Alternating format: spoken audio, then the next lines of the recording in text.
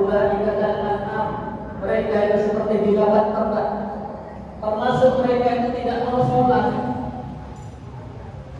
tidak mau jumatan, tidak mau baca Al-Quran dan seterusnya. Mereka seperti binatang ternak. Ini Allah berfirman secara tegas di dalam Al-Quran. Sekali lagi surat Al-A'raf ayat 179. Kata Allah, bal hum adall, bahkan mereka itu lebih sesat daripada binatang. Jadi kata-kata binatang itu mungkin kita terkesan keras. Allah mengucapkan hal itu, berfirman hal itu. Tapi itulah Allah secara tegas bagi orang yang tidak taat kepada Allah dan Rasul-Nya. Ulaika humul ghafilun. Mereka itu lalai dari kebenaran untuk menghambakan diri kepada Allah. Mereka apalagi yang kafir. Kafir itu artinya orang yang menutup diri dari kebenaran yang datangnya dari Allah, menutup diri dari kebenaran absolut, kebenaran mutlak hanya yang datang dari Allah Subhanahu wa ta'ala.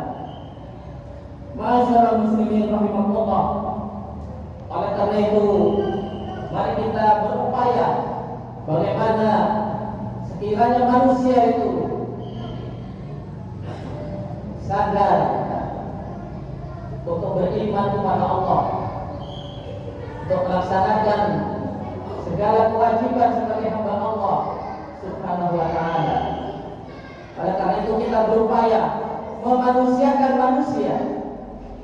Karena ada manusia yang memang menurut para filosof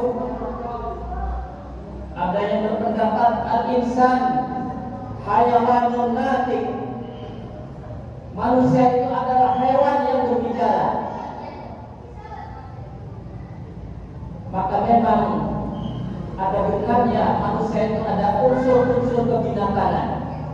Oleh karena itu, bagaimana memanusiakan manusia sehingga benar-benar manusia hamba Allah yang diridhoi oleh Allah Subhanahu wa ta'ala. Maka kalau Allah menggunakan kata-kata binatang, maka kita perlu mengetahui perbedaan manusia dengan binatang. Yang pertama, binatang itu tidak bisa tersenyum. Manusia ini diajarkan oleh Islam agar tersenyum kepada saudaranya. Tabassumuka fi wajhi akhika shadaqah. Bahkan tersenyum kepada saudaramu adalah sedekah. Diajarkan dalam Islam agar kita tidak cemberut saja, tidak marah-marah saja, tapi tersenyum. Kita selalu damai dengan siapapun. Ma'asyiral muslimin rahimakumullah. Yang kedua, hewan itu tidak ada rasa malu. Manusia itu mempunyai rasa malu yang diciptakan oleh Allah. Al-haya' minal iman. Malu itu sebagian daripada iman. Yang dimaksud malu sebagian daripada iman, pengertiannya hayatul mar'i minal qabih. Malu seseorang itu kalau hak itu kejelekan, minal qabih. Tapi kalau kebaikan tidak boleh malu. Tapi kalau kejelekan dan kejahatan, kita harus malu. Kita semua mengetahui di sosial media, kita bisa membedakan di situ manusia yang seperti binatang atau manusia yang sebenarnya. kita bisa menilai.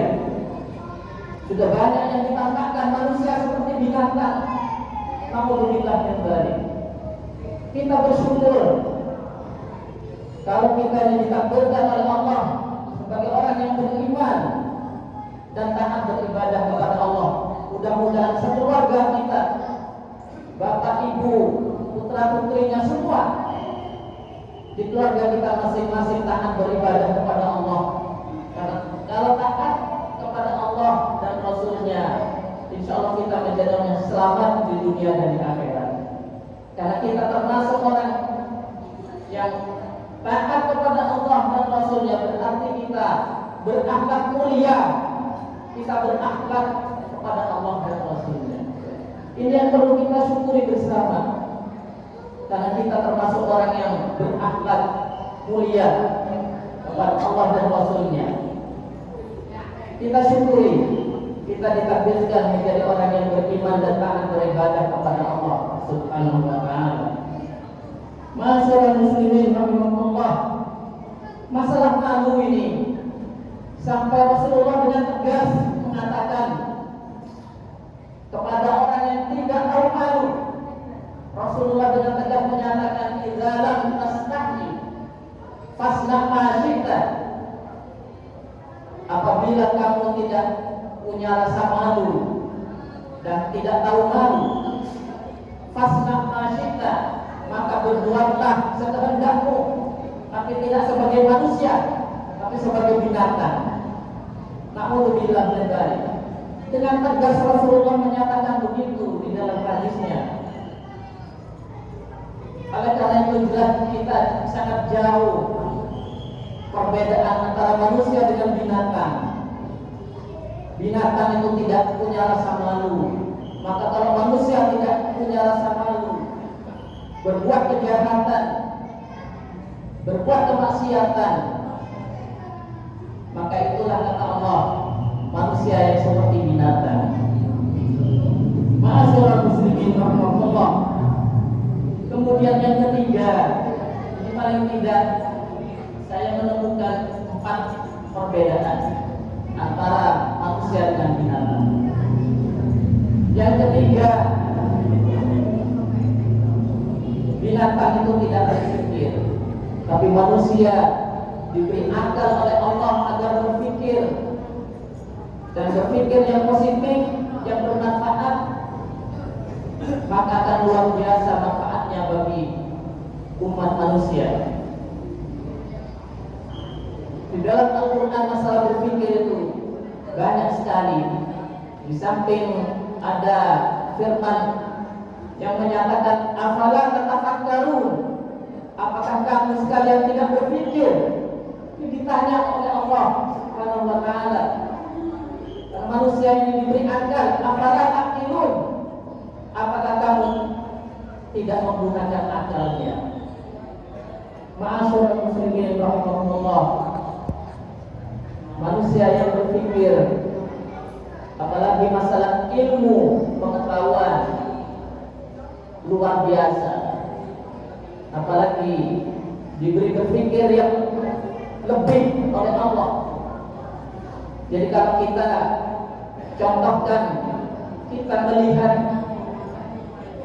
binatang atau burung diberi kemampuan oleh Allah bisa terbang, tapi rupanya terbangnya terbatas. Tapi manusia yang diberi kemampuan berpikir lebih oleh Allah, manusia bisa membuat pesawat terbang, luar biasa manfaatnya. Contohnya bagi untuk ibadah umrah atau ibadah haji, dengan pesawat terbang dari Indonesia. Kalau kita dari Surabaya ke Mekah itu hanya 10 jam. Luar biasa manusia ini kalau mau menggunakan pikirannya, kalau mau menggunakan akalnya. Dan orang Indonesia yang sudah terkenal, Profesor Habibie, yang diberi berpikir yang lebih oleh Allah, dikaruniai kelebihan berpikir sehingga bisa membuat pesawat terbang. Ini dari Indonesia, ini umat Islam, seorang Muslim, kita tidak ikut bersyukur. Oleh karena itu, manusia ditakdirkan oleh Allah diberi akal agar berpikir, sedangkan hewan tidak bisa berpikir. Masyaallah muslimin rahimahullah. Kemudian yang keempat, hewan itu tidak beragama. Manusia itu beragama, yang perlu kita syukuri bersama. Marilah kita, pedoman kita mengamalkan ajaran Islam. Yang pertama, bagaimana akidah kita, akidah Islamiyah dapat, akidah kita tercemar dengan keyakinan yang lain. Kita muhasabah, kita evaluasi diri, kita introspeksi. Akidah Islamiyah yang tidak dikotori oleh takhayul, oleh khurafat, oleh bid'ah, oleh hal-hal yang lain, khurafat dan sebagainya. Begitu pula kita mengamalkan syariah Islamiyah, tentunya tidak mengada-ada melakukan atau mengamalkan ibadah tuntunannya dari Al-Quran dan hadis dari Rasulullah SAW. Jangan mudah menambah-nambah masalah ibadah itu. Menambah-nambah dalam ibadah itulah yang disebut bid'ah, yang tidak ada tuntunan dari Allah dan Rasulnya. Ini kalau kita beragama Islam secara kafah, begitu pula kita berakhlak mulia atau akhlak karimah. Karena inilah misi utama Rasulullah SAW diutus ke muka bumi ini, agar umat manusia menjadi umat yang berakhlak mulia. Innama bu'ithu liutammima makarimal akhlaq. Kemudian di samping akidah, syariah, akhlak, juga muamalah. Bagaimana kita di dalam berinteraksi sosial, interaksi sesama, dan kita seperti juga jual beli, utang piutang, apakah ada unsur riba atau tidak. Disitulah berislam secara kafah. Mudah-mudahan kita semua di dalam menjadi hamba Allah, manusia itu beragama yang benar, mengikuti tuntunan Allah dan Rasulnya, sebagaimana sering diungkapkan. Rasulullah menegaskan, taraktu fikum amrayn, aku tinggalkan dua perkara, ma in tamassaktum bihima, jika kamu berpegang kepada keduanya, la tadillu abada, kamu tidak akan sesat selama-lamanya. Kitab Allah, yaitu Al-Quran, wa sunnah Nabi, wa sunnah Rasul, yaitu sunnah Rasulullah SAW. Mudah-mudahan sedikit fakta ini ada manfaatnya bagi kita sekalian, dan mudah-mudahan dalam upaya memanusiakan manusia ini, kita benar-benar mentaati Allah dan Rasulnya dengan ikhlas, sehingga kita mendapatkan ridha Allah Subhanahu wa Ta'ala. Barakallahu li wa lakum fil Qur'anil Karim, wa nafa'ani wa iyyakum bima fihi minal ayati wa dzikril hakim, wa taqabbala minni wa minkum tilawatahu, innahu huwas-sami'ul 'alim, fastaghfiruh, innahu huwal ghafurur rahim.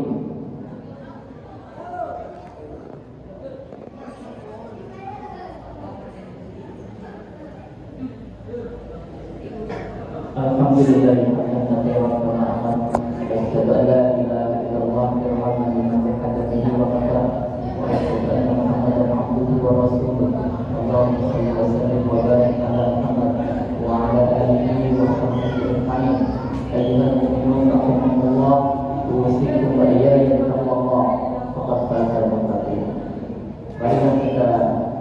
Dalam khutbah yang kedua ini kita berdoa